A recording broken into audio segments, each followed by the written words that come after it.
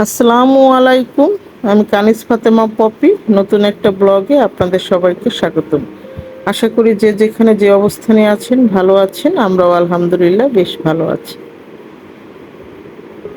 আজ বৃষ্টিময় একটা দিন।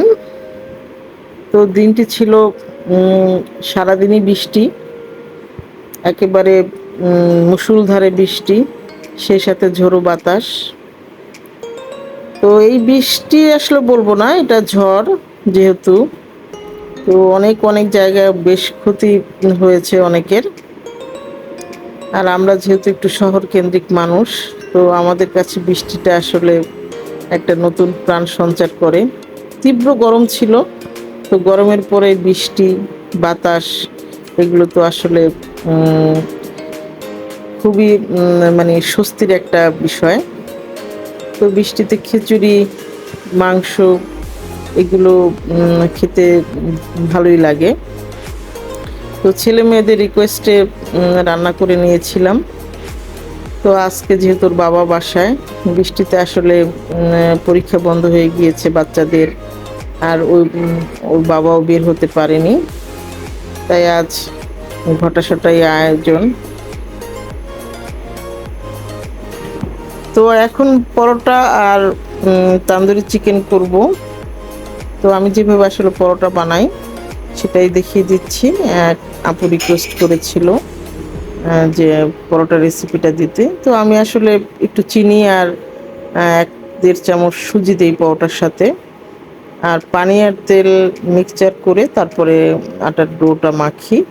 তো এভাবে বানালে দোকানের মতোই টেস্ট হয় এবং খেতে বেশ মুচমুচে হয়, মানে আমরা যেটা সাধারণত চাই। তো আমি যেভাবে বানাচ্ছি সেভাবে আসলে দেখিয়ে দিলাম। পরোটা আরও অনেকভাবে বানানো যায়, অনেকে যে যেভাবে বানায় সেভাবেই আসলে ভালো হয়। তো আমার প্রসেসটাই আর কি দেখালাম। যদি কারো ভালো লাগে দেখে নিতে পারেন। আর ভিডিওটা যদি ভালো লাগে অবশ্যই একটা লাইক দিবেন, চ্যানেলটাকে সাবস্ক্রাইব করে দিবেন। তো বিকেলের নাস্তা করে নিচ্ছি। আর ওর বাবা যেহেতু বাসায়, সেহেতু ছেলে মেয়েদের নিয়ে একটা কোয়ালিটি টাইম স্পেন্ড করছি। তো গল্প, খাওয়া দাওয়া, আড্ডা, এভাবেই আসলে সময় কাটছে।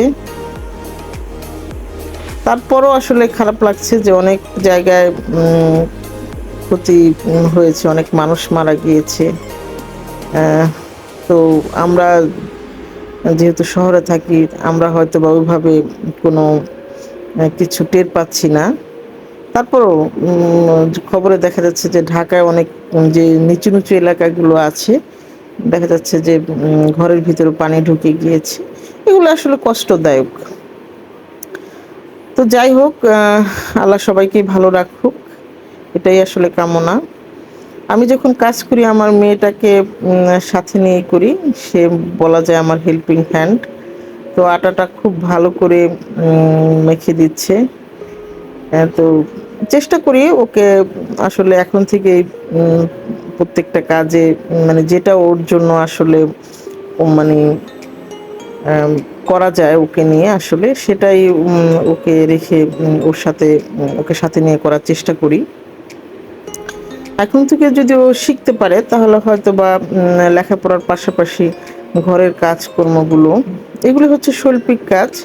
আপনি দেখা যাচ্ছে যে অনেক শিক্ষিত, একাডেমিক্যাল ভাবে আপনি অনেক শিক্ষিত, এগুলো তো আপনার একটা শিক্ষা, এগুলো তো আপনার জীবনের একটা প্রয়োজন, বা কেরিয়ার গঠনের জন্য অবশ্যই এগুলোর প্রয়োজন আছে। কিন্তু আমার অভিজ্ঞতা বলেন, আমি যেহেতু বেশ অনেক বছর সংসার করছি, তো আমি যেটা মানে দেখছি বা মনে করছি সেটা হলো যে এই শিক্ষা বলেন, যাই বলেন না কেন, একটা পর্যায়ে এসে না, মানে এই যে যে শৈল্পিক কাজগুলো, রান্না বান্না, ঘর গোছানো, সুন্দর করে পরিপাটি করে গুছিয়ে কাজ করা, এটাই আসলে জীবনের মানে খুব প্রয়োজন হয়ে পড়ে এই কাজগুলো জানা। তো আপনি যদি পড়াশোনার পাশাপাশি এখন থেকে আপনার সন্তানকে যদি এই কাজগুলো শেখান, তাহলে ও হয়তো বা একাডেমিকভাবে পড়ালেখা শিখলো, সে সাথে এই কাজগুলো শিখে নিল। দুইটা একসাথে আয়ত্ত করলে খুব মানে ক্ষতি তো হয় না, বরং ভালোই হয় ইন ফিউচারের জন্য। তো যখন একটা মেয়ের বিয়ে হয় আসলে শ্বশুর বাড়িতে, তখন কিন্তু এই কাজগুলো উম, বেশ মানে ভূমিকা রাখে। তখন কিন্তু আপনাকে এই কাজগুলো দিয়েই আসলে আপনাকে জাজমেন্ট করবে, মানে আপনার শ্বশুরালয়, মানে শ্বশুর বাড়ির লোকজন। ম্যাক্সিমাম ক্ষেত্রেই হয়, আমি সবার কথা বলছি না। তো যাই হোক, আসলে এখন মানুষ অনেক বেশি আপডেট, যেহেতু ইউটিউব সোশ্যাল মিডিয়ায় খুব অ্যাক্টিভ। তো সবাই কম বেশি আসলে কাজ করে, সবাই এখন রান্না বান্না জানে। তবে একটা সময় কিন্তু এরকম ছিল না। দেখা যাচ্ছে যে উম, যে যে পড়াশোনা করছে সে কিন্তু শুধু পড়াশোনাই করছে, রান্না বান্না এগুলোর বিষয়ে খুব উদাসীন। কিন্তু এখন আর সেই সময় নাই। সেই সময় এখন এখন দেখা যাচ্ছে অনেক ইয়াং মেয়েরাই কোনো রেস্তোরাঁ বা অনেক কিছু করছে। তো আসলে এটা খুবই একটা ভালো দিক। আহ, খুব মানে আমাদের সময় কিন্তু, বা আমার ক্ষেত্রে এটা হয়নি। আমি যা শিখেছি বিয়ের পরেই, আস্তে আস্তে একটু একটু করে, কখনো হোঁচট খেয়েছি, আবার আম, মাথা তুলে দাঁড়িয়েছি যে না, শিখতে হবে। তো যাই হোক, শিখার একটা ইচ্ছা আসলে ছিল বলেই হয়তোবা এখন পূর্ণাঙ্গ না হলেও এখন একজন হাউসওয়াইফ পরিণত মানে হচ্ছি, বা শিখছি, এখনো শিখতে পারছি আর কি। তো সবকিছু আসলে জানা দরকার একটা মানুষের, কোনোটা ছাড়া কোনোটা আসলে হয় না। আম, এটাই ন্যাচারাল। তো আমরা এই বিকেলের নাস্তাটাও সেরে নিচ্ছি। খুব ভালো হয়েছিল নাস্তা। আর এটা ছিল পরের দিন। আজকে দেখলাম বেশ রোদ উঠেছে, তো ভাবলাম যে কাপড় চোপড় সব কিছু, আর সপ্তাহের এই দিনটাতে আমি সাধারণত সব কাজ করি। আর যেহেতু কুরবানিও আসন্ন, তাই ভাবছিলাম একটু একটু করে হাতের কাজগুলো সেরে নিই। ফ্যান মোছা থেকে শুরু করে ঘরের সব কিছু আজ একসাথে করে নিব, যেহেতু ওর বাবার আজ মান্থলি মিটিং, তাই চেষ্টা করছি সব কাজগুলো একসাথে সারতে। তো সব কিছু করে ভাবলাম ফ্রিজটা বেশ বরফ জমে গিয়েছে, যেহেতু আবার বাজার করতে হবে। তো এখনই যেহেতু খালি আছে, তো এখনই পরিষ্কার করে নিচ্ছি। তো স্কুল থেকে এসেছি, এসে ফ্রিজ বন্ধ করে তারপরে আসলাম থালাবাটি ধুতে। তো মাঝে মাঝে চিন্তা করি যে এখন কত কাজ করছি আসলে। একটা সময় তো কিছুই পারতাম না, তাল গোল পাকিয়ে ফেলতাম। তো এদিক থেকে রান্না বান্নাটাও সেরে নিয়েছি, মানে সেরে নিচ্ছি। ভাত অলরেডি প্রায় হয়ে গিয়েছে। আর মাটির জগটা, যেহেতু বৃষ্টি ছিল, কেমন যেন একটা সাদা আস্তরণ পড়ে যায় মাটির জগের উপরে বেশি পানি রাখলে। তো এটাকে ধুয়ে আজকে শুকাবো। তো এইভাবে আসলে কাজগুলো করি একটু একটু করে। তো প্রথমে মনে করেছিলাম যে এত কাজ কিভাবে করব, তো মনে হয় আজকে দুপুরের খাওয়াও হবে না, ঘুমও হবে না। না, পরে দেখলাম মোটামুটি আড়াইটার ভিতরেই সব কাজ কমপ্লিট করতে পেরেছি। তো সব কিছু গুছিয়ে রান্না বান্নাও করে নিয়েছি। লাস্টের দিকে আসলে ফ্রিজটা ওয়াশ করব সব কাজ শেষ করে তারপরে।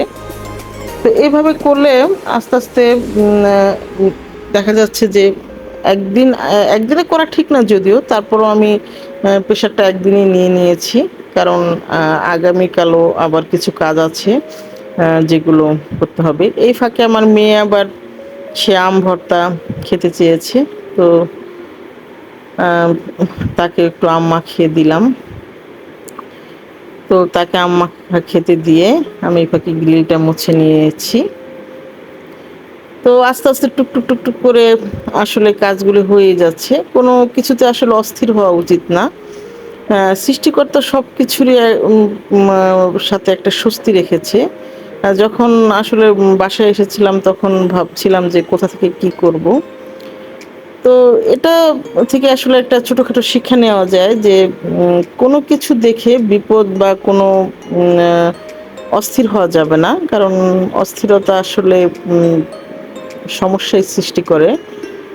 তো আলহামদুলিল্লাহ আস্তে, আস্তে টুকটুক, টুকটুক করে সব কাজগুলি করে নিয়েছি। হ্যাঁ, সময়ের মতোই কমপ্লিট করেছি। আর এদিক থেকে আমার মেয়ে আমার জন্য চাউমিন রান্না করেছে। আমি এখন রেস্ট নিচ্ছি। শুয়ে আছি দুপুরবেলা খাবার পরে। তো সে বলছে যে, "আম্মু তোমার জন্য চাউমিন রান্না করেছে, আমি করছি।" তো তার আবদারও মেটাতে হবে।